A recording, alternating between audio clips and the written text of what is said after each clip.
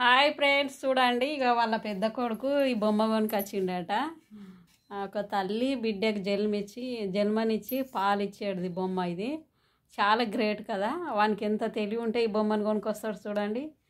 నాకైతే చాలా నచ్చింది. చూడండి ఫ్రెండ్స్, ఇట్లాంటి బొమ్మ ఇంటి లోపల ఉండాలి, పిల్లలకు తెలివి రావాలని. అంటే చూడండి ఫ్రెండ్స్, మనము ఎంత నరక యాత్ర చేసి మనం పిల్లలకు బిడ్డకు జన్మనిస్తామో, ఆ బిడ్డ పెద్ద పెరిగినాక మనకు జన్మ ఇచ్చింది మా అమ్మ అని మంచిగా చూసుకొని, మంచిగా మనని ఆహారం అనేది ఏదైనా బాగా లేకున్నా మంచిగా కన్నతల్లి నరుచుకున్న వాళ్ళే ప్రయోగుడు కొడుకు అంటే.